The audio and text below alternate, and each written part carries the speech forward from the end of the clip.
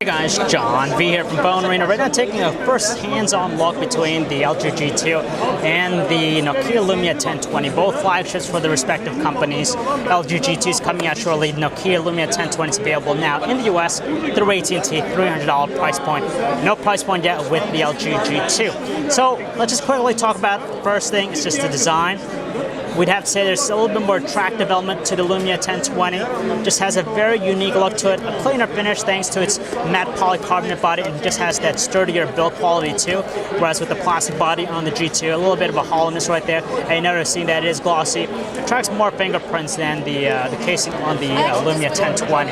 But that's the difference. The difference also is that with the plastic body, you can get a more lightweight feeling handset versus the Lumia 1020. It's just a beast of a phone. This is pretty thick and also pretty heavy.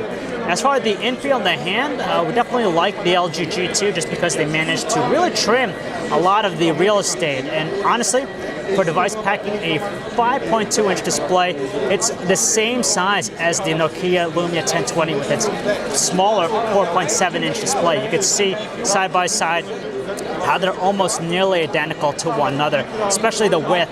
So it's pretty impressive how LG is able to do that. Well, to be honest, they managed to do that thanks to the bezels around the sides of the handset. That's where they really worked the handset. You can see it's just a lot wider with the Lumia 1020. And when you throw in the fact that it's on both sides, it just adds some space. Whereas with the LG G2, it's just more form-fitting, and of course it just translates to a very compact device, especially with that large, massive display on board there.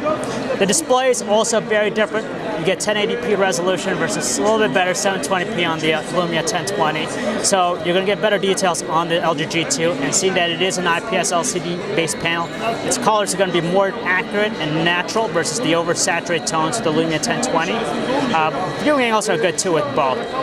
But when it comes to the camera, you just can't help deny that the Lumia 1020 still isn't messing around with that 41 megapixel sensor in its rear versus the 13 megapixel one on the LG G2. The LG G2 is notable too because it features optical image stabilization, same thing found on the Lumia 1020, but has anti-fingerprint crystal sapphire lens over it, so it's going to be a little bit.